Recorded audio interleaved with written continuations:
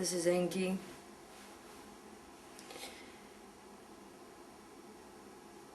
Continuing the topic about 2012, because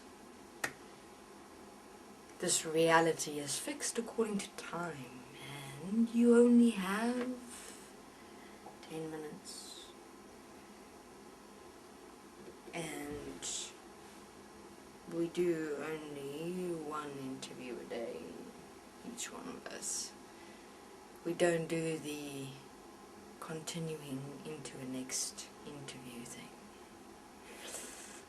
One a day is sufficient, and so here I am, 2012.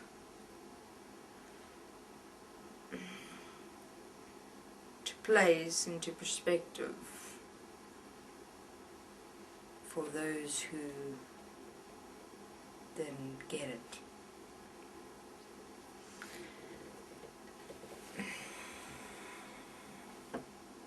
What does 2012 represent? Now, what I'm giving to you here is a self-honest transcendence point. 2012, you're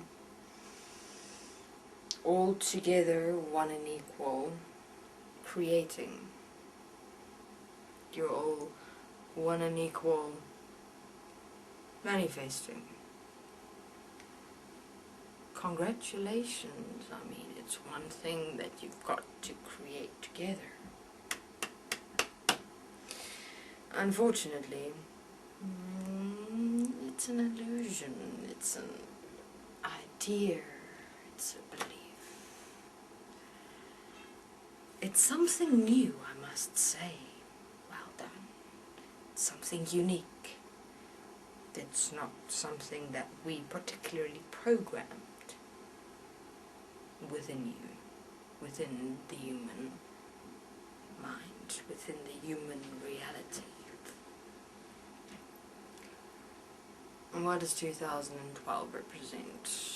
Human beings' beliefs, human beings' perceptions, human beings' ideas. 2012.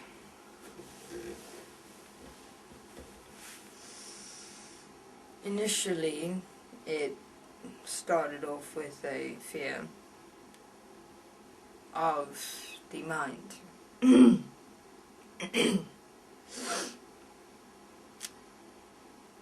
Because the mind can assess timelines,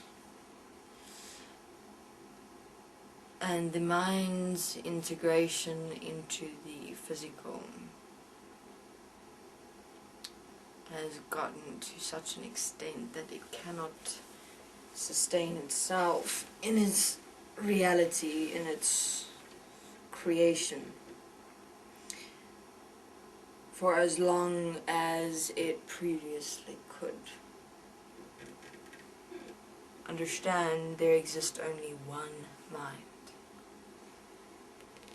divided into each human being. And this one mind has been noticing for a while that its resources are growing thin. Its integration into the physical and its essence of which it exists of the physical is depleted. So a fear, man, human beings have got a problem. Because the mind in itself experienced fear. You are a being within the mind that exists as fear.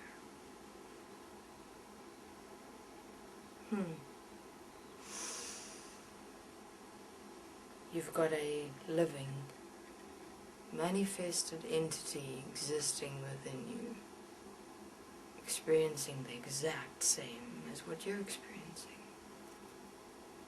Yet you deny the mind. Fascinating. When the mind is one and equal as you. Continuing on the point of 2012. So the mind went into fear reaction, which of course you believed was you. You experienced that fear.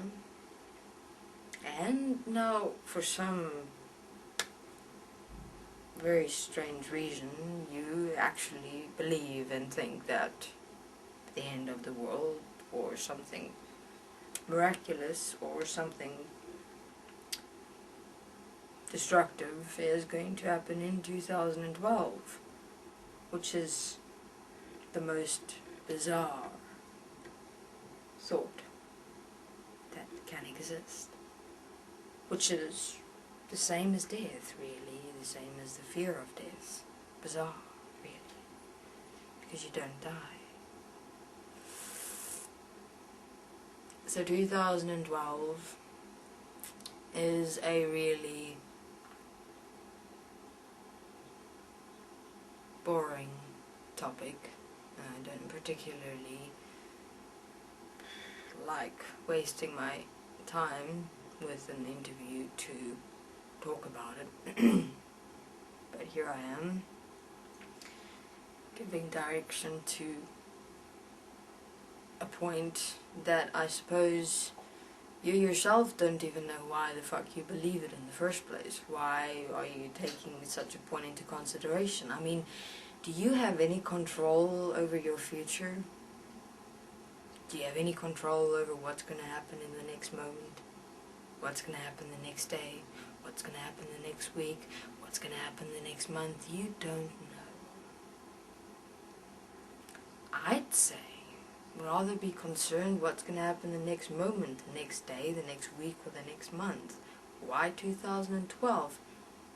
You know, you possibly could even die before then. Then you would go, but, you know, why did I worry about 2012 when I died before it anyway? The point I'm making is, live in the moment. I mean, what else is there to do? Otherwise, 2012 will be the greatest disappointment ever known to man. It's an illusion, it's an idea, it's a perception. I'll be straightforward. All that'll happen, that's always happened, that's always been here, is that the reality, this world in which you exist and experience yourself, will just become worse. But that's always happened. It's always been here, it's the way it's been, always. So nothing's particularly changed. I don't know what the fuss is about. Stop fussing. I'd suggest start living in the moment. Who knows really, maybe you do die in the next moment, the next day, the next week, the next month.